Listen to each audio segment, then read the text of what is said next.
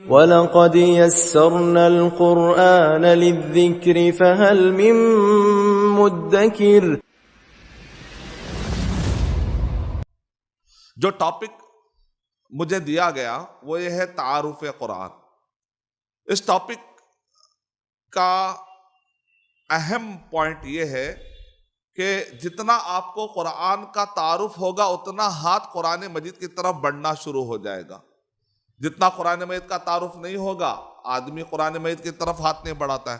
آدمی کو جب کسی چیز کا تعارف ہوتا ہے تو آدمی اس کا اہتمام کرتا ہے۔ تو آدمی جتنا زیادہ کسی چیز کا تعارف حاصل کر لیتا ہے اتنا اس چیز کا اہتمام کرنا شروع کر دیتا ہے، اس کو اتنی زیادہ اہمیت دینے لگتا ہے۔ آج مسلمان سال ہو جاتا ہے لیکن قرآن مجید اٹھاتے کیوں نہیں ہیں؟ اگر اٹھاتے بھی ہیں تو جمعہ کے دن سورہ کہف پڑھ لیتے، لیکن معنی نہیں سمجھتے، مطلب نہیں سمجھتے۔ کیوں؟ اس لیے کہ تعارف نہیں۔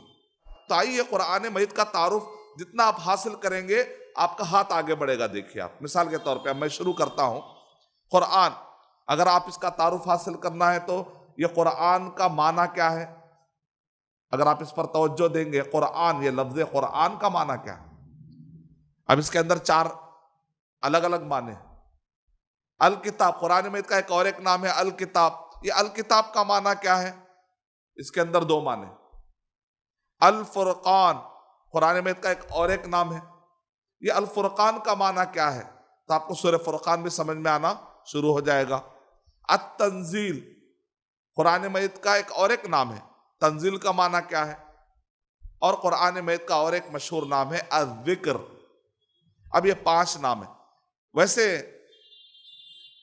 مفسرین نے ایک کتاب ہے، اس کا نام ہے تیسیر، تفسیر کا نام، اس کے اندر انہوں نے 45 نام ذکر کی، اور آخر میں انہوں نے کہا یہ 45 جو نام ہیں اس میں سے نام تو 5 ہے، باقی کے سب صفتیں ہیں۔ تو اصل میں 5 نام ہی مین مشہور ہے۔ تو یہ 5 نام کا معنی سمجھتے جائیں گے تو انشاءاللہ قرآن مجید کا تعارف ہو جائے۔ دوسری چیز میں آپ کو جو دینے والا ہوں آج وہ ہے اسٹرکچر، قرآن مجید کا اسٹرکچر۔ کوئی بھی کتاب آپ کھولتے ہیں، آپ ایم سیٹ، انجینئرنگ، سی اے، ایم بی اے، کوئی بھی کتاب آپ بچپن میں پڑھتے ہیں تو پہلے اٹھا کے دیکھتے ہیں اس کا آتھر کون ہے، کہاں سے شروع ہو رہی ہے، کہاں ختم ہو رہی ہے، اس کا پریفیس کتنا ہے، کنٹینٹ کیا ہے، زوالوجی ہے یا باٹنی ہے یا کیمسٹری ہے یا فزکس ہے۔ تو آپ کو ایک تھوڑا سا آئیڈیا ہوتا ہے تو اس کتاب سے آپ کا دل لگ جاتا ہے۔ بعض کتابوں کو آپ چھوڑتے نہیں ہیں۔ تو کیوں؟ اس لیے کہ آپ نے سٹرکچر اچھا جان لیا۔ تو ویسا قرآن مجید کے جو سورتیں 114 سورتیں، کتنے سورتیں ہیں؟ 114 سورتیں، 114۔ اور 114 سورتوں کو علماء کرام نے اللہ کے نبی صلی اللہ علیہ وسلم کی ایک حدیث کی بنیاد پر 4 کیٹیگری میں سورتوں کو بانٹا ہے۔ تو میں آپ کو سٹرکچر دوں گا۔ تیسرا پوائنٹ، جب قرآن مجید نازل ہوا اس کو کہتے ہیں ٹائم زون۔ کیسا کیسا نازل ہوا؟ اگر آپ کو ترتیب دماغ میں رہے گی، اس کو کہتے ہیں ترتیب زمانی، یعنی پہلے کون سی صورتیں نازل ہوئی، بعد میں کون سی صورتیں نازل ہوئی۔ تو آپ بھی اگر وہ سیکوینس کا خیال رکھیں گے تو آپ کو بھی قرآن میں سمجھنے میں آسان۔ اسٹرکچر کا خیال رکھنا ہے جو فی الوقت موجود ہے، اترتے وقت پر کیا اسٹرکچر میں اترا وہ ذہن میں رکھنا ضروری ہے، ناموں کو ذہن میں رکھنا ضروری ہے۔ تو سب سے پہلے میں اسٹرکچر کے بارے میں کہوں گا، اس کے بعد ناموں کی طرف آتا ہوں۔ اسٹرکچر کی اگر ہم بات کرتے ہیں تو قرآن مجید کو 4 سورتوں کو 4 کیٹیگری میں بانٹا گیا۔ پہلی کیٹیگری کا نام ہے السبع الطوال۔ سبع مانے 7، طوال مانے لمبے لمبے، 7 لمبی لمبی سورتوں والا حصہ۔ دوسرا ہے المئون، تیسرا ہے المثانی، چوتھی کیٹیگری ہے مفصل۔ آپ کو یاد رکھنا پڑے گا، پہلے کا نام ہے السبع، اگر خالی السبع بھی یاد رکھ لے، سبع مانے 7، السبع الطوال، طویل سے، طویل مانے بڑے لمبے لمبے، طویل راتیں ہیں بولتے ہیں آپ نا، تو طویل مانے لمبے لمبے، السبع الطوال، 7 بڑی بڑی سورتیں۔ المئون یعنی کہ اگر آپ یہ سبع طوال کی بات کرتے ہیں تو یہ شروع ہوتے سورہ بقرہ سے اور ختم ہوتے سورہ توبہ پر۔ سورہ یونس سے لے کر جب آپ پہنچتے ہیں 49 نمبر والی سورت جس کو کہتے ہیں سورہ حجرات. تو یہ ہو گئے 40 سورتیں. یہ 40 سورتوں کو دو کیٹیگری میں بانٹے علماء کرام. کچھ سورتیں اس میں میعون ہیں، کچھ سورتیں اس میں مثانی ہیں. پھر سورہ نمبر 50 سے لے کر سورہ ناس تک ان سورتوں کا نام کیا ہے؟ ان کو کہتے ہیں مفصل. مفصل، فصل کر، سیگمنٹیشن، چھوٹے چھوٹے سورتیں بار بار جس کے اندر بسم اللہ بسم اللہ بسم اللہ کہہ کر فرق ہوتا ہے. مفصل یعنی مفرق، بانٹا گیا ہے چھوٹی چھوٹی سورتوں میں اور درمیان میں بسم اللہ کہہ کر فرق کرتا ہے. فصل مانے فرق کرنا، یعنی بسم اللہ آپ 2 صفحے پڑھتے پھر بسم اللہ الرحمن الرحیم پڑھنا پڑتا، 2 صفحے پڑھتے پھر بسم اللہ الرحمن الرحیم پڑھنا پڑتا. تو اس کو کہتے ہیں مفصل، یعنی چھوٹی چھوٹی سورتیں، سورہ قاف سے لے کر سورہ ناس تک مفصل. چلیے آئیے اور سمجھنے کی کوشش کرتے ہیں. السبع الطوال کہہ رہے ہیں تو سورہ فاتحہ کو اس میں ایڈ نہیں کرتے. سورہ فاتحہ ایک الگ سورت ہے اور 113 سورتیں ایک پلڑے میں. وَلَقَدْ آتَيْنَاكَ سَبْعًا مِّنَ الْمَثَانِي وَالْقُرْآنَ الْعَظِيمِ. سورہ حجر میں اللہ تعالیٰ ارشاد فرما رہے ہیں اے اللہ کے نبی صلی اللہ علیہ وسلم، ہم نے آپ کو 7 دہرائی جانے والی آیتوں والی سورت، یعنی 7 آیتیں کون سی سورت میں ہیں؟ سورہ فاتحہ مراد ہے یہاں پر. 7 دہرائی جانے والی، بار ہر رکعت میں دہراتے ہیں، ہر رکعت میں بغیر سورہ فاتحہ نہیں پڑھیں گے تو نماز نہیں ہوتی. اس کو کہتے ہیں سبع مثانی. تو 7 مرتبہ دہرائے جانے والی، بار بار دہرائے جانے والی آیتیں ہم نے دی ہے اور قرآن عظیم دیا ہے. سورہ فاتحہ کا جو درجہ ہے علماء کرام کہہ رہے ہیں وہ 113 سورتیں ایک پلڑے میں رکھ دے اور دوسرے پلڑے میں اگر آپ سورہ فاتحہ رکھ دے تو یہ مقام ہے. اس کو کہتے ہیں سورہ فاتحہ اور 113 سورتیں یہ دونوں ملتے ہیں تو قرآن مجید مکمل ہوتا ہے. تو سورہ فاتحہ کا ایک الگ ہی مقام ہے. تو اب اس کو ہم یہ کیٹیگری میں، یہ جو 4 کیٹیگری میں نے بتائی ہے، اس کے اندر سورہ فاتحہ کو ہم کاؤنٹ نہیں کریں، اس کا ایک الگ مقام ہے. اس کو کہتے ہیں ام القرآن. وہ پورے قرآن مجید کا خلاصہ ہے، یا اس کو یوں کہیے کہ قرآن مجید کا وہ ایک مقدمہ ہے. جیسے کانسٹیٹیوشن سے پہلے پریمبل ہوتا ہے، ہر کانسٹیٹیوشن سے پہلے ایک مقدمہ ہوتا ہے، پریفیس ہوتا ہے. تو گویا کہ قرآن مجید ایک دستور حیات ہے تو اس کا مقدمہ سورہ فاتحہ ہے. تو سورہ فاتحہ کو ہم ایسا سمجھیں گے. اس کے بعد سورہ بقرہ، سورہ آل عمران، سورہ نساء، سورہ مائدہ، سورہ انعام، سورہ اعراف اور سورہ انفال. دیکھا جائے تو انفال پر 7 ختم ہو رہے ہیں، لیکن میں نے کیا کہا اس کے اندر سورہ توبہ کو بھی ایڈ کرنا ہے تو 8 ہو گئے. تو علماء کرام کہتے ہیں کہ یہ سورتیں دیکھنے میں 8 ہے لیکن ہیں یہ 7. بتا سکتے ہیں کیوں؟ کیا وجہ ہوں گی علماء؟ کیونکہ ماشاءاللہ الحمدللہ ہمارے بھائی آلریڈی جو ہے قرآن مجید کا بہت تعارف حاصل ہے. یعنی کہ سورہ توبہ اور سورہ انفال کے درمیان بسم اللہ الرحمن الرحیم نہیں ہے. جب بھی آپ سورہ توبہ شروع کرتے ہیں تو شروع میں بسم اللہ الرحمن الرحیم نہیں پڑھتے، لیکن اگر درمیان میں کہیں پر رک گئے بات کرے پھر شروع کرنا ہے تو بسم اللہ الرحمن الرحیم پڑھ سکتے ہیں. شیخ بن باز رحمۃ اللہ علیہ نے کہا کیونکہ اس سے روکنے کی کوئی بھی دلیل نہیں. شروع میں روکنے کی دلیل ہے، درمیان میں رک گئے تو روکنے کی دلیل نہیں ہے. تو اسی لیے دو کہتے ہیں تو دونوں صورتیں آپس میں اتنے سیم ٹاپک ہے، ایسا لگتا ہے جیسا کہ دونوں صورتیں سیم ہیں. اس وجہ سے علماء اکرام نے 7 بڑی صورتوں کی جب تشریح کی تو اس کو انہوں نے 8 صورتیں جمع کر لی اس کے اندر اور کہا سورہ انفال، سورہ توبہ کو آپ ایک ہی صورت مان کر چلیے. اگر یہ تشریح مان کر چلتے ہیں ہم تو ہم کو سمجھ میں آ گیا ایک کیٹیگری بنی ہماری 7 صورتوں والی جو سورہ توبہ پر اینڈ ہو جاتی ہے. پھر اس کے بعد سورہ یونس سورہ نمبر 10 سے لے کر سورہ حجرات نمبر 49 تک آپ کو 2 کیٹیگری ملے گی. بعض صورتیں اس کے اندر ان کا نام ہے میعون اور بعض صورتیں اس کے اندر ہے مثانی. اب یہ میعون کیا ہے؟ میعہ سے نکلا. میعہ مانے 100، عربی زبان میں میعہ 100 ریال، میعہ مانے 100. میعون یعنی سورہ توبہ سے لے کر سورہ حجرات تک وہ ساری صورتیں جس کے اندر 100 آیتیں ہوں، وہ ساری سورتوں کو میون کہیں گے آپ۔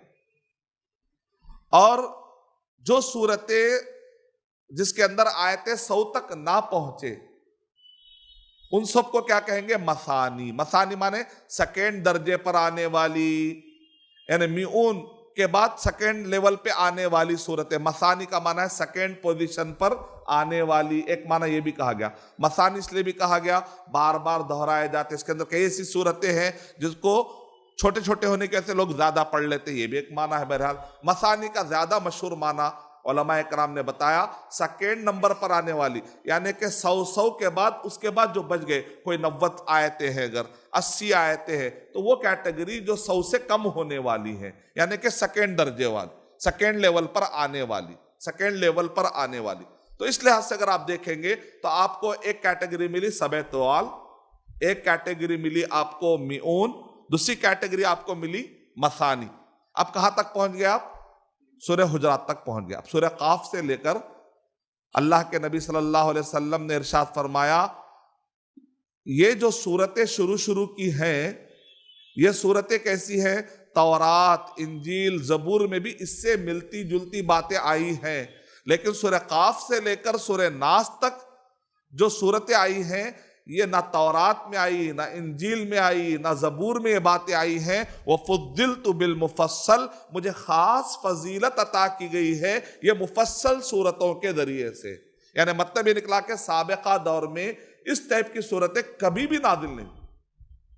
معجم الطبرانی میں شیخ البانی رحمۃ اللہ علیہ نے اس کو حدیث کو آتھینٹک کہا ہے۔ میرے دوسرے بیانوں کے اندر تفصیل سے میں نے اس کا حوالہ بھی دیا ہے، اس کی تخریج بھی بیان کی ہے۔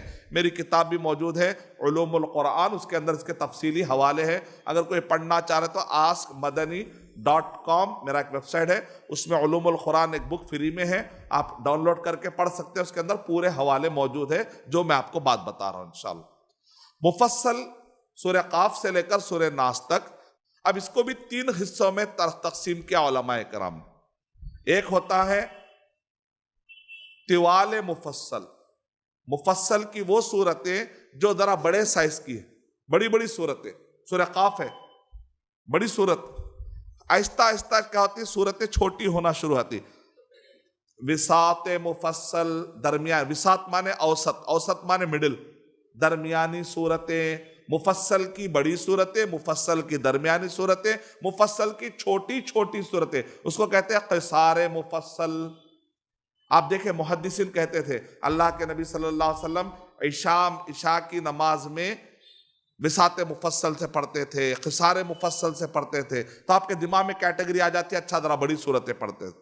اللہ کے نبی صلی اللہ علیہ وسلم مغرب کی جب ہوتی تھی ادا تو قصار مفصل پڑھتے تھے، چھوٹی چھوٹی صورتیں۔ تو یہ ورڈ آیا تو آپ کے دماغ میں اگر یہ بیک گراؤنڈ رہے گا تو حدیث سمجھنے میں آسانی رہے گی۔ صحابہ اکرام جو لینگویج استعمال کرتے تھے وہ لینگویج سمجھنا ہے تو حدیثوں کے ورڈ آپ کے دماغ میں رہیں گے تو وہ لینگویج سمجھ میں آئے گی۔ اگر آپ کو ٹرمینالوجی معلوم نہیں رہے گی، پتہ نہیں کیا بولے صحابہ اکرام۔ سورہ فجر کے ٹائم پر اللہ کے نبی صلی اللہ علیہ وسلم بڑی صورتیں پڑھتے تھے اور عام وقت پر درمیانی صورتیں پڑھتے تھے، مغرب کے وقت پر چھوٹی چھوٹی صورتیں پڑھتے تھے۔ تو یہ جنرل اس کا خیال رکھنا بہت ضروری ہو جاتا ہے۔ اس لحاظ سے آپ نے دیکھا پورے قرآن مجید کا اسٹرکچر آپ کے سامنے آ گیا الحمدللہ۔ آپ جیسے جیسے تعارف ہوتے جائے گا آپ کو دل میں آئے گا آج تو قرآن اٹھانا ہی ہے، ایسا خیال آئے گا۔ آپ غور کر کے دیکھو۔ چلیے آپ کو میں اور ایک پوائنٹ دیتا ہوں۔ اترنے کے اعتبار سے بھی جو اسٹرکچر آیا ہے وہ اسٹرکچر بھی سمجھتے جائیے آپ، مکی اور مدنی۔ پہلے مکی نازل ہوئی یا مدنی صورتیں نازل ہوئی؟ کیوں؟ آپ کے دماغ میں سیرت ہے، اللہ کے نبی صلی اللہ علیہ وسلم کی جتنی سیرت پڑھیں گے اتنا قرآن سمجھنے میں آسانی ہوگی۔ اگر اللہ کے نبی صلی اللہ علیہ وسلم کی سیرت دماغ میں نہیں رہی، وہ آیتیں پڑھیں گے تو پتہ نہیں ایسا کیوں بولے۔ اگر بیک گراؤنڈ نہیں پڑھیں گے اس کا مطلب کہ آپ کو ایک مرتبہ محمد صلی اللہ علیہ وسلم کی سیرت پڑھنا ہے، اس کے بعد قرآن مجید کا ترجمہ پڑھنا۔ یہ پوائنٹ ملا آپ کو میری اس گفتگو سے۔ کون سی کتاب پڑھیں گے محمد صلی اللہ علیہ وسلم کی سیرت کے لیے؟ سب سے بہترین اللہ کے نبی صلی اللہ علیہ وسلم کی سیرت پر قرآن مجید، کیونکہ اللہ کے نبی صلی اللہ علیہ وسلم چلتا پھرتا قرآن مجید ہے۔ تو سب سے بیسٹ بک سیرت کی کون سی ہے اللہ کے نبی صلی اللہ علیہ وسلم کے بارے میں؟ قرآن مجید۔ کان خلقہ القرآن، یہ راز کسی کو نہیں معلوم کہ مومن قاری نظر آتا ہے حقیقت میں ہے قرآن. محمد صلی اللہ علیہ وسلم قرآن پڑھ رہے ہیں، حقیقت میں ہے وہ قرآن، چلتا پھرتا قرآن. کان خلقہ القرآن. قرآن مجید کے اخلاق دیکھ لیجئے، اللہ کے نبی صلی اللہ علیہ وسلم کے اخلاق دیکھ لیجئے، کبھی بھی کانٹرڈکٹ نہیں ہوگا. قرآن مجید پڑھ لیجئے، آج کے مسلمان کو دیکھ لیجئے، کانٹرڈکٹ ہوتا ہوا نظر آئیں گے. قرآن میں ایک اخلاق ہے، دھوکہ مت دو، پورے مسلمان دھوکہ دیتے. قرآن مجید میں جھوٹ مت بولو، پورے مسلمان دیکھ لیجئے آپ کہاں کہاں جھوٹ کتنے لیول کے جھوٹ بولنا ہے. تو ہماری اور قرآن مجید کے تعلیمات میں ہماری زندگی میں کانٹرڈکشن ہے، لیکن اللہ کے نبی صلی اللہ علیہ وسلم کی زندگی میں اور قرآن مجید میں کوئی کانٹرڈکشن نہیں تھا. تو آپ کو سب سے پہلے قرآن مجید پڑھنا ہے. اور اگر آپ کو اسپیسیفکلی میں بات کہوں تو ڈاکٹر مہدی رزق اللہ کی کتاب ہے سیرت پر. اکثر کیا پڑھتے ہیں ہم؟ الرحیق المختوم پڑھتے ہیں، بہت احترام کرتے ہیں، الرحیق المختوم کا بہت احترام کرتے ہیں، لیکن ڈیو ٹو آل ریسپیکٹ اس کے اندر آتھینٹک روایتیں ساری 100% آتھینٹک ہے، مشکل ہے بولنا. بہت ضعیف روایتیں اس کے اندر آ چکی ہیں. تو لہٰذا آپ کو اور آتھینٹک کتابیں 6 آئی ہیں مارکیٹ میں. یہ کتاب شیخ اوشن، شیخ ترہونی، شیخ سویان، ڈاکٹر مہدی رزق اللہ، ڈاکٹر اکرم ضیاء العمری، شیخ البانی رحمۃ اللہ. شیخ البانی تو الحمدللہ ہر فیلڈ میں آپ کو یاد آتے ہی ہوں گے، نام تو سنتے ہی ہوں گے آپ. یہ 6 کتابیں الرحیق المختوم کے بعد لکھی گئی ہیں اور بہت زیادہ آتھینٹک ہے ماشاءاللہ. تو آپ کو اس میں سے اردو میں کون سی ملیں گی فی الوقت؟ سب عربی میں ہے. اردو میں کوئی ڈاکٹر مہدی رزق اللہ، انگلش میں کون سی ملے گی؟ ڈاکٹر مہدی رزق اللہ کی. تو ایک معنی میں 5 کتابیں عربی جاننے والوں کے لیے رہ گئی. اب ایک کتاب ہمارے لیے رہے گی اس کے اندر انگلش اور دعا کیجئے کہ باقی کتابیں ہم اپنے ادارے سے ترجمہ کروا دیں انشاءاللہ. اللہ وسائل دے گا. دعا کریے اللہ تعالیٰ کن فیکن کہیں گے تو اللہ وسائل دے گا. تو میری خواہش ہے کہ جتنے آتھینٹک کتابیں سب ہمارے ادارے سے ترجمہ کروا دینا انشاءاللہ، انگلش میں، تمل میں، اردو میں، ہر زبان میں انشاءاللہ. اللہ بڑا ہے، اللہ تعالیٰ قادر ہے ہر بات پر. اللہ تعالیٰ کے لیے کوئی کام مشکل نہیں ہے. بس ایسا کون کہتا ہے تو بس کائنات میں فیصلے ہو جاتے، چھوٹے ادارے آن کے آن میں بڑے ہو جاتے. اللہ تعالیٰ وہ دن بھی دکھائے انشاءاللہ. تو یہ سیرت اگر ڈاکٹر مہدی رزق اللہ کی بک پڑھیں گے، اس کے بعد آپ قرآن مجید کا ترجمہ پڑھیں گے. اب ترجمہ کون سا پڑھیں گے آپ؟ تفسیر احسن البیان اردو میں اگر آپ پڑھنا ہے، سعودی عرب سے جو چھپ کر آ رہا ہے، تمل میں بھی آ رہا ہے سعودی عرب سے، انگلش میں بھی آ رہا ہے. ڈاکٹر محسن علی خان کی بریف، اس کے نیچے جو ہے کانسائز جو ہے تفسیر بھی ہے. اس کے بعد آپ یہ پڑھیں گے. تفسیر اگر پڑھنا چاہ رہے ہیں تو سب سے بیسٹ تفسیر فی الوقت ہوتی ہے المصباح المنیر. تفسیر ابن کثیر کی تہذیب ہے. تہذیب یعنی کہ تفسیر ابن کثیر میں جو ضعیف آگے اس کو نکال کے اور پیور فارم میں آئے، پیورسٹ فارم میں لایا گیا 6 جلدوں کے اندر. اردو میں ہے، انگلش میں بھی ایبریج ورژن 10 والیوم میں. اگر آپ اس کو بھی استعمال کرتے ہیں تو انشاءاللہ مجھے امید ہے آپ اگر ایسا کیٹیگری، اگر آپ ایسا بیک گراؤنڈ سے پڑھیں گے، پہلے کیا پڑھنا پڑے گا آپ کو؟ محمد صلی اللہ علیہ وسلم کی سیرت. اگر آپ سیرت پڑھتے ہیں تو تب آپ کو قرآن مجید کا اسٹرکچر سمجھنے میں آسان. جتنا قرآن مجید کا تعارف ہوگا اتنا قرآن مجید کی طرف ہاتھ بڑھے گا. یہ ہمارا پوائنٹ تھا، میں اسی کو لے کر چل رہا ہوں. جتنا قرآن مجید کا تعارف نہیں رہے گا اتنا آدمی اس سے دور ہو جائے گا. تو قرآن مجید کا تعارف ہم نے پہلا لیا اسٹرکچر کی شکل میں. اب میں آپ کو بتا رہا ہوں ترتیب زمانی، ٹائم زون کے، ٹائم کے اعتبار سے. تو اب اللہ کے نبی صلی اللہ علیہ وسلم کی سیرت سامنے رکھیے. ابن عباس رضی اللہ تعالیٰ عنہ ارشاد فرما رہے ہیں، اللہ کے نبی، صحیح بخاری کے اندر ہے، اللہ کے نبی صلی اللہ علیہ وسلم اس دنیا میں 63 سال تھے. کتنے سال تھے؟ 63 ایئرس. 40 سال اللہ کے نبی صلی اللہ علیہ وسلم نبوت سے پہلے، نبی بنائے جانے سے پہلے 40 سال مکے میں ہی تھے. نبی بنائے جانے کے بعد پھر مکے میں ہی تھے 13 سال. اس کے بعد اللہ کے نبی صلی اللہ علیہ وسلم ہجرت کر کے مدینہ چلے جاتے ہیں 10 سال. تو گویا کہ نبی بنائے جانے کے بعد کی جو مدت ہے وہ ہے 23 ایئرس، 23 سال. 23 سال میں 13 سال مکے کے، 10 سال مدینے کے.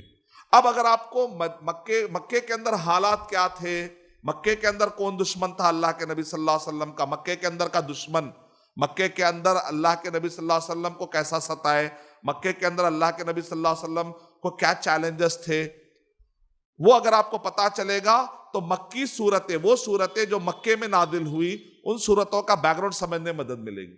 اگر آپ کو دماغ میں نہیں رہے گا، اگر آپ پڑھیں گے مکی صورتیں دماغ میں رکھیں گے مدنی بیک گراؤنڈ نہیں سمجھ میں آئے گا، لکھ لیجیے۔ اگر آپ مدنی صورتیں پڑھ رہے ہیں، مدنی صورتیں مطلب وہ صورتیں جو مدینے میں جب اللہ کے نبی تھے اس وقت پر جو نازل، جہاں پر بیس اللہ کے نبی صلی اللہ علیہ وسلم کا بیس کبھی مکہ، ہجرت سے پہلے مکہ تھا، ہجرت کے بعد اللہ کے نبی صلی اللہ علیہ وسلم کا بیس کیا تھا؟ مدینہ تھا۔ تو جس وقت پر اللہ کے نبی صلی اللہ علیہ وسلم کا بیس مدینہ تھا، اس وقت پر جو بھی صورتیں نازل ہوئی وہ مدنی صورت ہے۔ جس وقت پر اللہ کے نبی صلی اللہ علیہ وسلم کا بیس مکہ تھا، اس وقت پر جو بھی صورتیں نازل ہوئی اس کو کیا کہتے ہیں؟ مکی صورتیں ہیں۔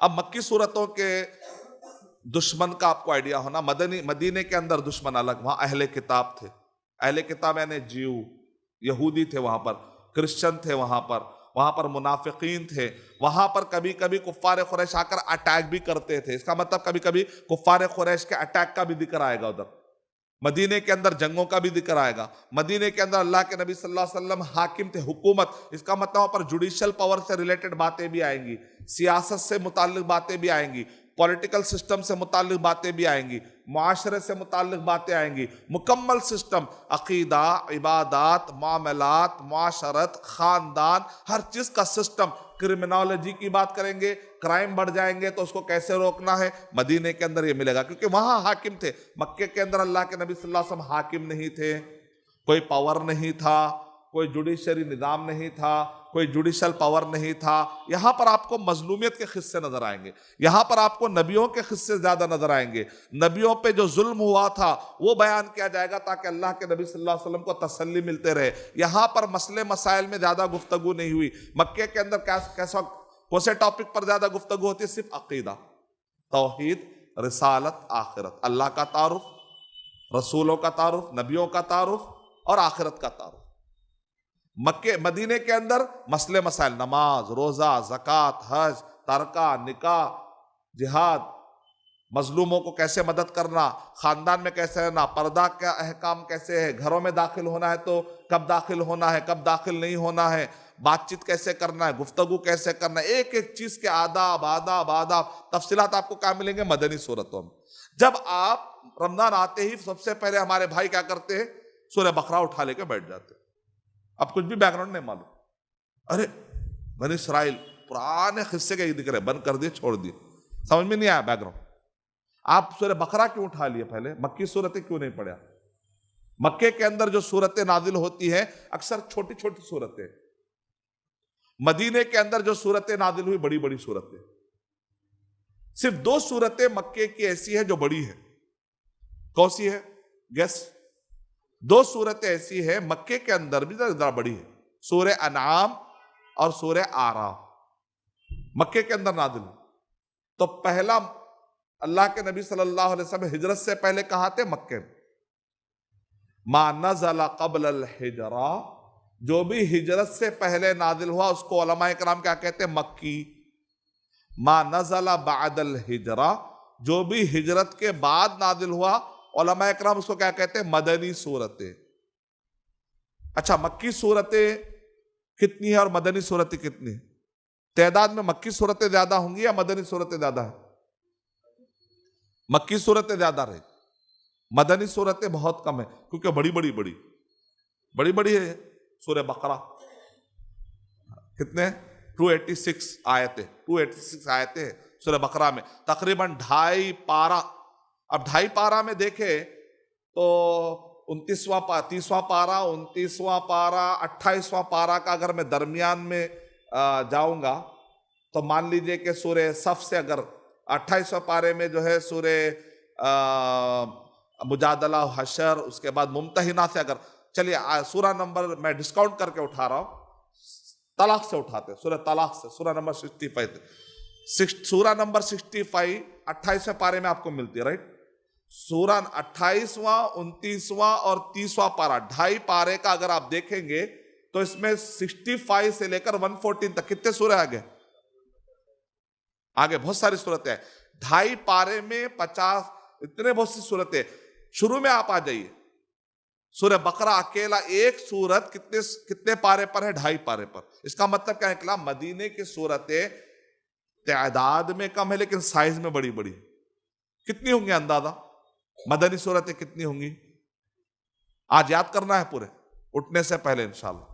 28 فروری کے اندر، فروری کے مہینے میں کتنے دن ہوتے جب لیپ ایئر نہیں ہوتا؟ لیپ ایئر جب نہیں ہے، لیپ ایئر آتا 29 کبھی کبھی ہوتا، 4 سال میں ایک مرتبہ، لیکن جنرلی کامنلی فروری کا 28. تو جب بھی آپ کو کوئی پوچھے مدنی سورتیں کتنی ہیں تو فروری کا مہینہ آپ کے دماغ میں آ جانا.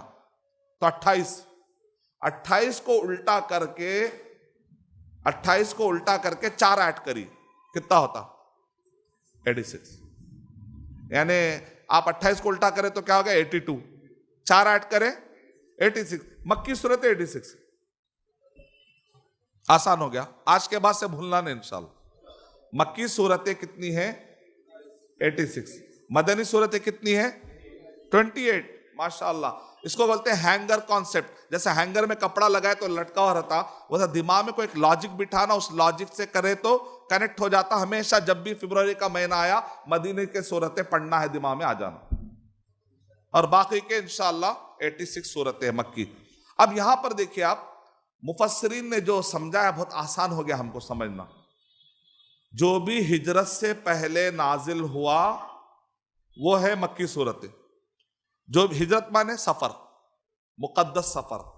اللہ کے نبی صلی اللہ علیہ وسلم اپنے دین اور صحابہ اکرام اپنے دین کو بچانے کے لیے مکے سے نکل کے کہاں چلے آتے؟ مدینہ. تو اس کو کیا بولتے ہیں؟ اس جرنی کو ہجرت کہتے ہیں. مقدس سفر، اپنے دین کو بچانے کے لیے ایک آدمی ایک شہر سے دوسرے شہر کو چلا جاتا ہے تو اس کو کہتے ہیں ہجرت. تو اللہ کے نبی صلی اللہ علیہ وسلم جب سفر کرے مکہ سے مدینہ تو سفر سے پہلے جو صورتیں اس کو کہتے ہیں مکی صورتیں، سفر کے بعد جو صورتیں اس کو کہتے ہیں مدنی صورتیں. اب یہ بتائیے کہ الیوم اکملت لکم دینکم واتممت علیکم نعمتی ورضیت لکم الاسلام دینا. بہت سنتے ہیں ہم. سورہ مائدہ نمبر 5 کے آیت نمبر 3 میں ہے آج میں نے دین کو مکمل کر دیا. تو اب دین کو مکمل کر دیا، یہ آیت سورہ مائدہ کے اندر ہے. مدنی صورت ہے. آپ اس کو کہتے ہیں مدنی صورت. سورہ مائدہ کیا؟ مدنی صورت. شروع کے جو 9 بڑے صورتیں ہیں اس میں 2 صورتیں چھوڑ کر پورے مدینے کی صورتیں، چاہے سورہ بقرہ کی بات کریے آپ، سورہ آل عمران کی بات کریے آپ، سورہ نساء، سورہ مائدہ، درمیان میں انعام اور سورہ اعراف، یہ مکی صورتیں. اس کے بعد سورہ انفال اور سورہ توبہ مدنی صورتیں. تو شروع کے جو 8 بڑی صورتیں ہیں وہ 8 بڑی صورتوں میں 2 صورتیں مکے کی ہیں، باقی کی 6 صورتیں مدینے کی صورتیں. تو اب میرا سوال یہ ہے کہ سورہ مائدہ کو آپ مدنی صورت کہہ رہے ہیں، مدینہ کہہ رہے ہیں، لیکن الیوم اکملت کہاں نازل ہوئی؟ عرفات کے میدان میں. عرفات مکے میں ہے کہ مدینے میں؟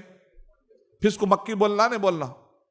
ڈیفینیشن کے حساب سے نہیں بولیں گے. آپ کو ڈیفینیشن کیا بتایا گیا؟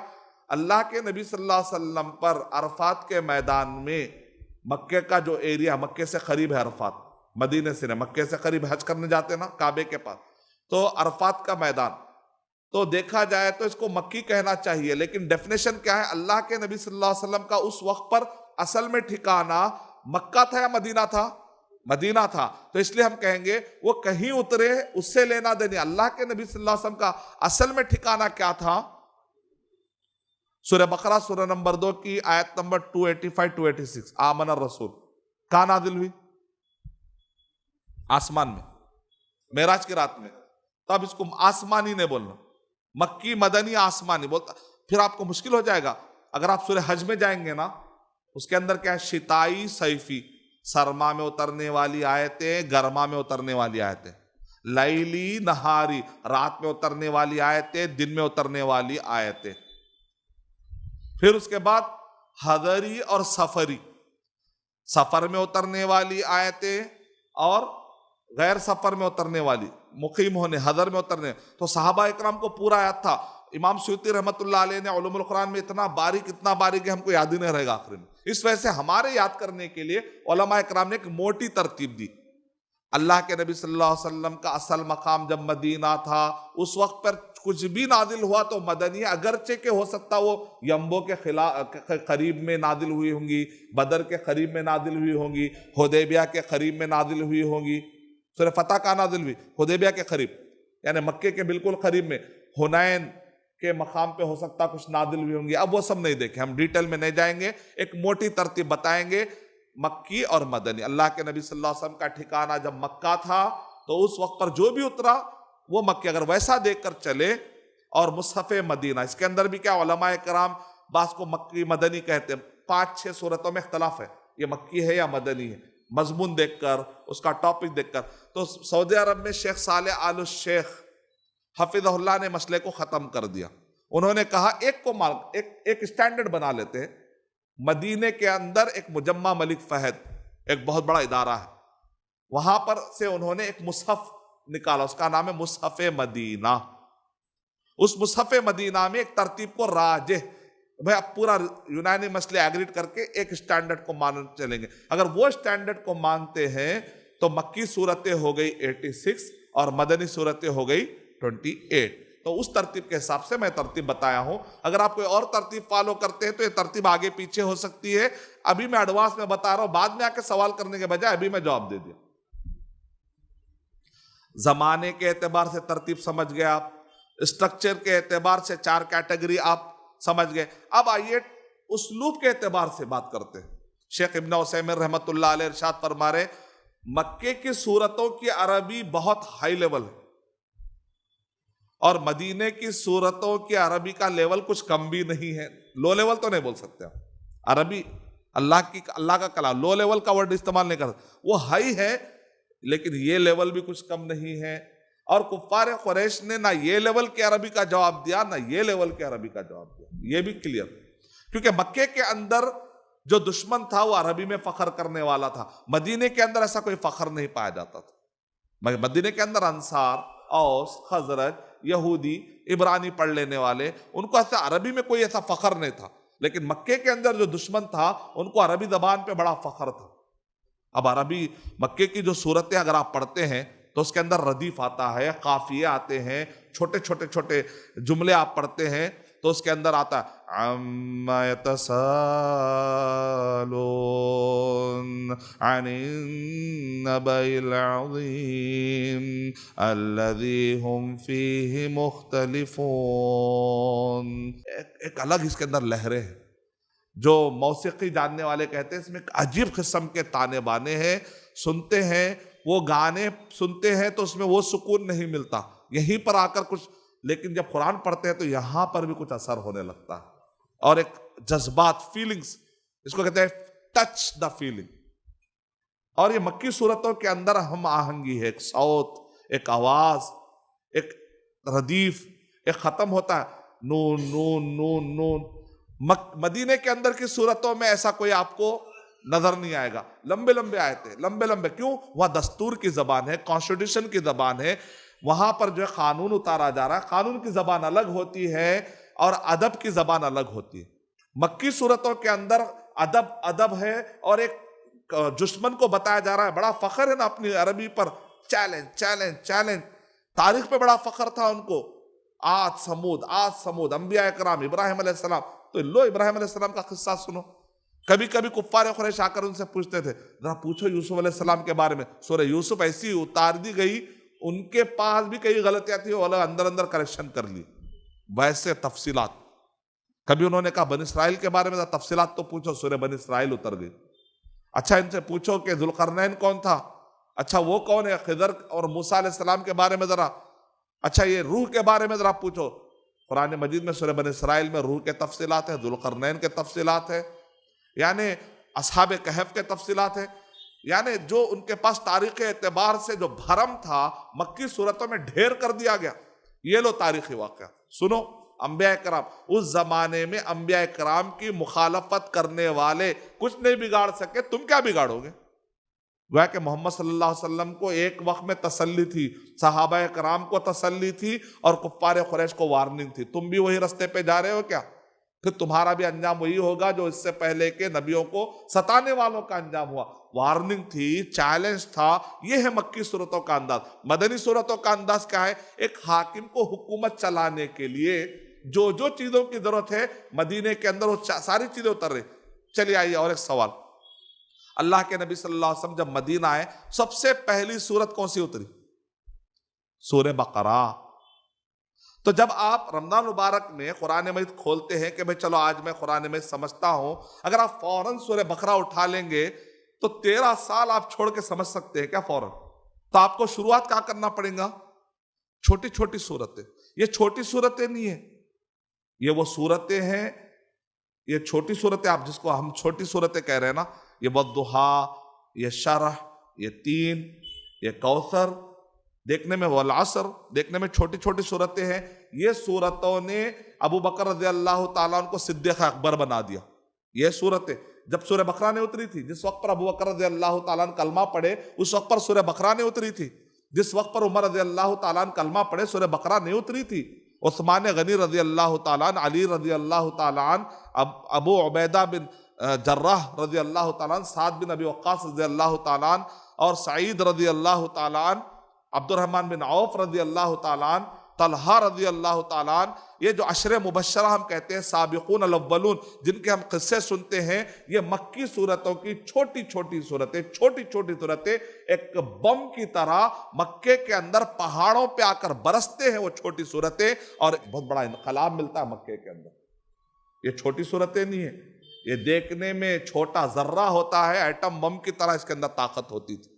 چھوٹے چھوٹے صورتیں بڑی بڑی ہستیوں کے ایمان کو پلٹا کے رکھ دیتی، بڑے بڑے ہستیوں کے اندر انقلاب آتا ہے۔ وہی صورتیں آج ہم مغرب میں پڑھتے، لیکن ہمارے اندر اس مغرب کے بعد فوراً ایک ڈیل ہونے والی ہے جھوٹ کی، تو ہم جا کے سائن کرتے۔ مغرب کی نماز بھی پڑھتے ہیں، ہم عشاء کی نماز بھی پڑھتے ہیں، دو نمازوں کے درمیان ایک جھوٹ پہ ڈیل کرتے ہیں، ایک جھوٹا بزنس کر لیتے۔ کیوں؟ کیونکہ ہم نے پڑھا ہے، سمجھا نہیں۔ وہ پڑھتے تھے اور انقلاب آ جاتا تھا، وہ پڑھتے تھے عمل کرنے لگتے تھے۔ ہم 5 نمازیں پڑھتے ہیں، ہر نماز کے درمیان ہم جھوٹ بول لیتے ہیں، دھوکہ دے لیتے ہیں، بد اخلاقی ہو جاتی ہے، برے کام کر لیتے ہیں ہم۔ کیوں؟ اس لیے کہ ہم نے سمجھ کر نہیں پڑھا۔ لیکن یہی وہ چھوٹی صورتیں جنہوں نے عشر مبشرہ، یعنی کہ دنیا میں جن کو جنت کی خوشخبری ملی، وہ سابقون الاولون، یہی چھوٹی صورتوں سے تیار ہوئے۔ کوئی بڑے بڑے 3 گھنٹے کے بیانات سن کر تبدیل نہیں ہوئے، وہ چھوٹی صورتوں کو پڑھ کر غور کرنے سے ان کے اندر انقلاب برپا ہو گیا۔ اس کا مطلب آپ کو پہلے چھوٹی چھوٹی صورتیں ایک مرتبہ پڑھ لینی چاہیے، اس کے بعد مدنی صورتیں پڑھیں گے تو انشاءاللہ آپ کو بھی سمجھ میں آئے گا۔ یہ ترتیب قرآن مجید کے جمع ہونے کی ترتیب ہے، یہ ترتیب علماء کرام کہتے ہیں لوح محفوظ میں جیسا لکھا گیا ویسا لکھایا گیا، اس لیے یہ ترتیب ہے۔ اترنے کی ترتیب الگ، لکھائی میں جو ترتیب آئی ہے اس کی وہ ترتیب الگ۔ اس کی دلیل کیا ہے؟ زید رضی اللہ تعالیٰ عنہ جب انہوں نے جمع کیا تو اس مصحف کو انہوں نے بنیاد بنایا، اور وہ صحابہ کرام سے جب انہوں نے پوچھا اور ترتیب قائم کی تو کسی نے بھی اعتراض نہیں کیا۔ اس کا مطلب نکلا کہ نبی صلی اللہ علیہ وسلم اور صحابہ کے زمانے میں ترتیب طے ہو چکی تھی، اس سے دلیل ملی۔ اور یہ جو ترتیب ہے یہ وہی ترتیب ہے جو لوح محفوظ میں ہے، علماء کرام استنباط کر کے بتاتے۔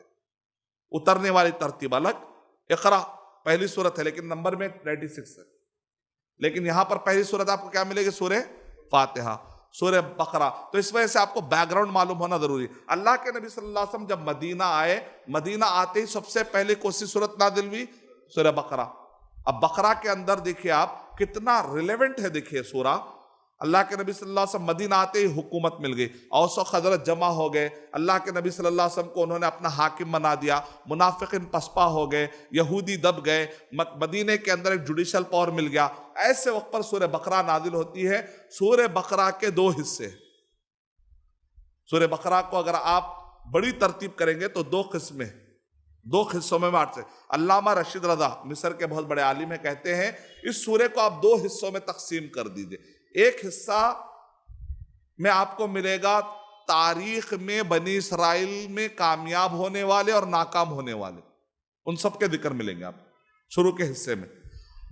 اس سورے کا آخری کا جو حصہ ہے وہ کامیاب ہونے والے کیا رول فالو کرے جس کی وجہ سے کامیاب ہو گئے، وہ ناکام ہونے والے کیا کیا رول کو انہوں نے بریک کیا جس کی وجہ سے ناکام ہو گئے، وہ سارے رولز اور قاعدے اور قانون پورے آخری میں ملیں گے۔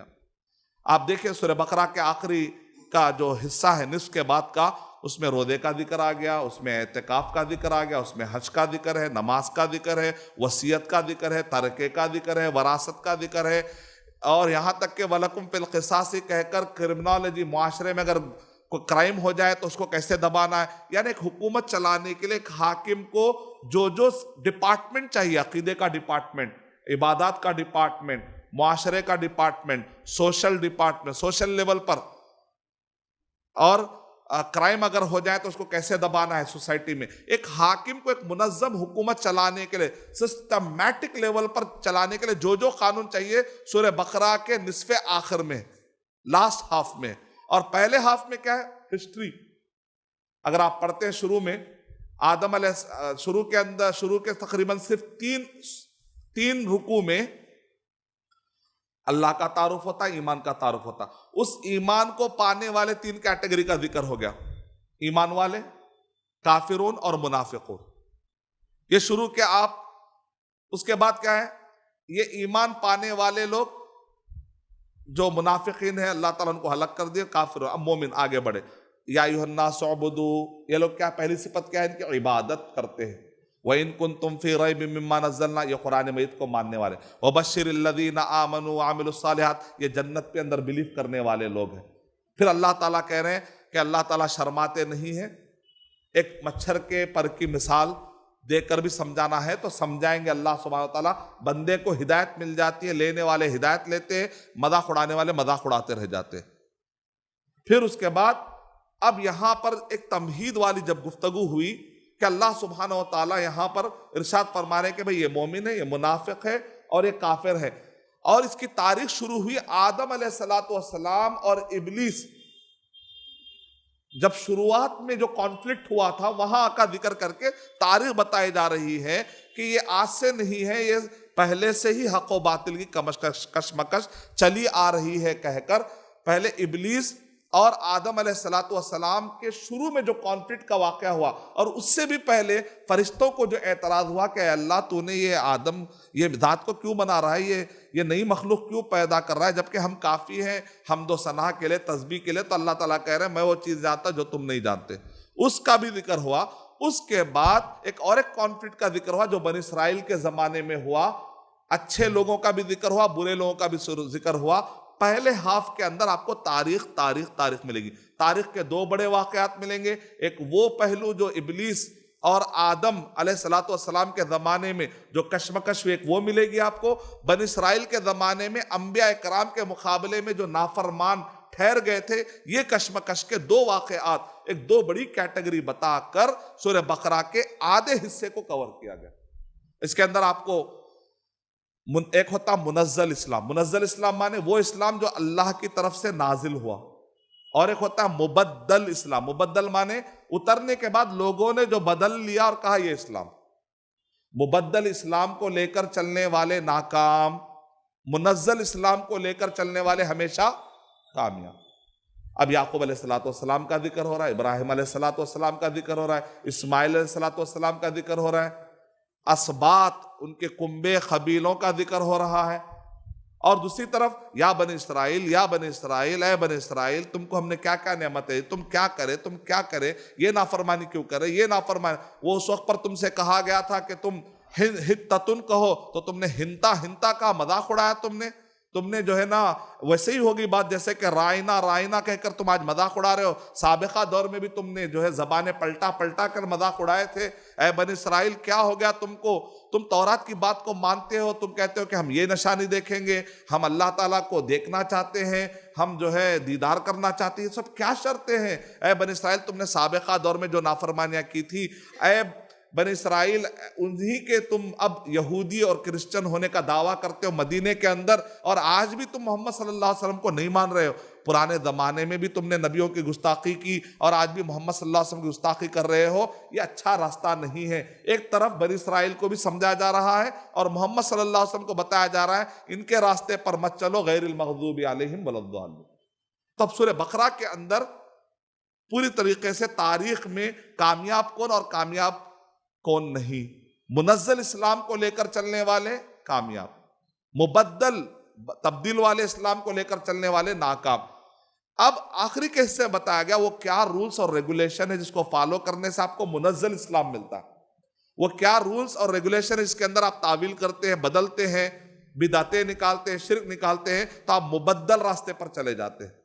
یہ ہے سورہ بقرہ۔ تو ایک سورہ کو آپ سمجھنا ہے تو اس کا پورا آپ کو تھیم سمجھنا پڑے گا، تب جا کے آپ کو پورا سورہ بقرہ سمجھ میں آ جائے۔ ایک مثال دے کر میں اپنی بات ختم کر دوں۔ سورہ کہف بہت زیادہ پڑھتے ہیں ہم، لیکن کئی لوگوں کو اس کا سٹرکچر، اس کی تھیم، اس کا ہدف، اس کے آبجیکٹیو، ایک تھیم ہوتا ہے جس کے اطراف میں پورا سورہ جو ایوالو گھومتے رہتا ہے، اس کو سمجھنے کی کوشش کریے آپ۔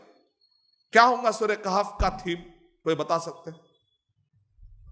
ایک ایسا ٹاپک جس کے اطراف پورے قصے آتے، خضر علیہ السلام اور موسیٰ علیہ السلام کا قصہ بھی ارے وہی ٹاپک پہ آئے گا، ذوالقرنین کا قصہ ارے وہ بھی ایک ایسا ٹاپک اٹھائیے ذوالقرنین کا قصے کے اندر بھی وہ سملیرٹی ملے، موسیٰ علیہ السلام اور خضر علیہ السلام کے قصے میں بھی سملیرٹی ملے، پھر اصحاب کہف کا واقعہ وہ بھی سملیرٹی ملے، 2 باغ والوں کا قصہ ہے۔ ایسی کون سی چیز ہے جو 4 واقعات میں سملر ہے؟ اس کو کہتے ہیں تھیم۔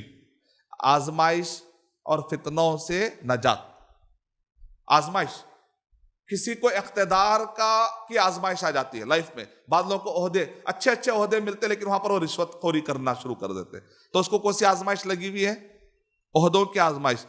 سورہ کہف میں عہدے کی آزمائش کس کو ملی تھی؟ اقتدار کی آزمائش ذوالقرنین، بہت بڑا، سورج ڈوبتا نہیں تھا ان کے مملکت میں، انہوں نے سورج کا مطلع بھی دیکھا، سورج کا غروب بھی دیکھا، کتنی بڑی حکومت تھی، آپ اندازہ لگائی نے ذوالقرنین۔ علم کی آزمائش کا قصہ کہاں ملے گا؟ موسیٰ علیہ السلام اور خضر علیہ السلام۔ موسیٰ علیہ السلام کو اللہ تعالیٰ کہہ رہے ایک بندہ ہے اس زمین پر، جاؤ جا کر علم حاصل کرو، تو تکبر نہیں کر رہے، میں کیوں جاؤں، میرے پاس بہت علم ہے، اللہ حفاظت کرو۔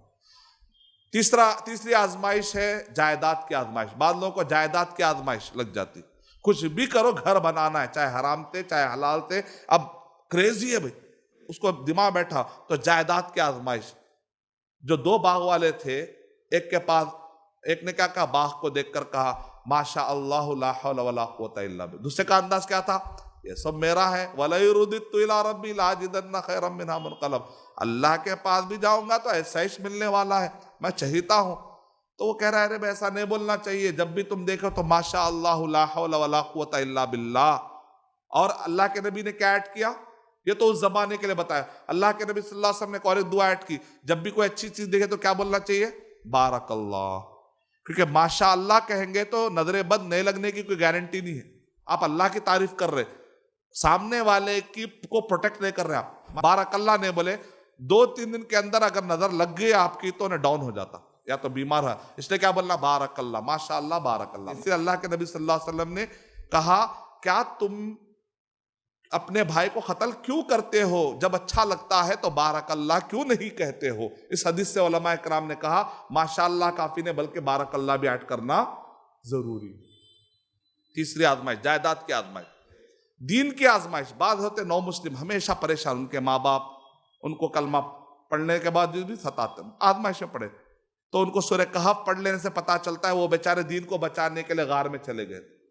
بعض لوگوں کو دین کی آزمائش، گھر میں ماں باپ جو بدعتیں کرتے ہیں، شرک کرتے ہیں، وہ بیچارہ پریشان، میرے ابا شرک میں ہے، میرے ابا بدعت میں، پریشان رہتا ہے، آزمائش ہے۔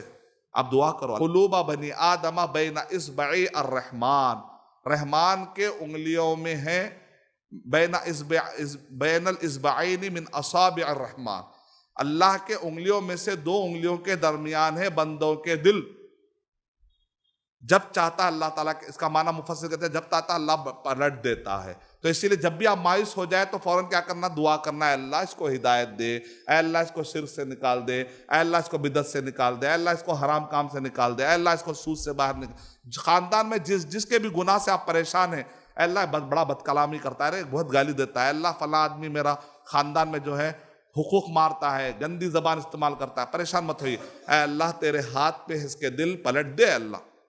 آپ بولیے، دیکھیے آپ اچانک وہ آدمی آپ کے لیے پلٹ جائے گا. 3 طریقے ہیں، یا تو بددعا دے دینا، اتنا جلدی تو نہیں یوز کرنا چھوٹی چھوٹی چیزوں کے لیے، اور دوسرا ہے معاف کر دینا. تیسرا طریقہ کیا ہے؟ نہ آپ بددعا دیتے نہ معاف کرتے، تو درمیان میں اور ایک طریقہ بھی ہے، وہ ہے اللہ کے حوالے کر دینا. حسبنا اللہ و نعم الوکیل. کیا بولنا؟ اے اللہ تو ہمارے لیے کافی ہے. اور آپ دیکھیں گے اچانک آپ کا کام بن جائے گا. کئی مرتبہ میرے پاس آتے ہوتے کرایہ دار نہیں کر رہے ہیں فلاں، حسبنا اللہ و نعم الوکیل پڑھیے، تھوڑے دنوں کے اندر اس کا دل نرم ہوتا ہے، آپ کے فیور میں حالات ہونا شروع ہوتے. وہ بھی آدمی آپ کی بددعا سے بچ گیا، معافی ہونے کی وجہ سے آپ اس کے نقصان سے بچ گئے. اب معاف کر دیے، خاموش بیٹھ گئے، آپ نقصان میں پڑ گئے. اگر آپ خاموش نہیں بیٹھ کے بددعا دی، اس کا نقصان ہو گیا، اس کا بھی نقصان نہیں، ہمارا بھی نقصان نہیں. تو اور ایک ڈیل کیا ہے؟ حسبنا اللہ. بیسٹ ڈیل ہے، آج کی بیسٹ ڈیل انشاءاللہ لے کر جائیے. تو سورہ کہف پڑھنا آپ کو میں سکھایا. سورہ کہف میں کتنے فتنوں کا ذکر ہے؟ دین کی آزمائش. کس کو ملی دین کی آزمائش؟ غار والوں. علم کی آزمائش موسیٰ علیہ السلام اور خضر علیہ السلام کے واقعے میں. اقتدار کی آزمائش ذوالقرنین.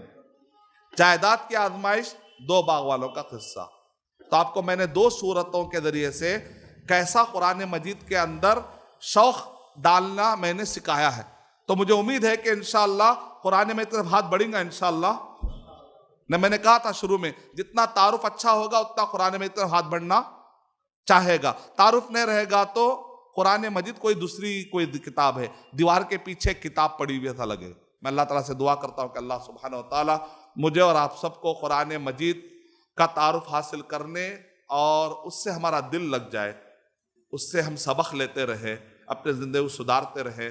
آمین. وآخر دعوانا ان الحمد للہ رب العالمین.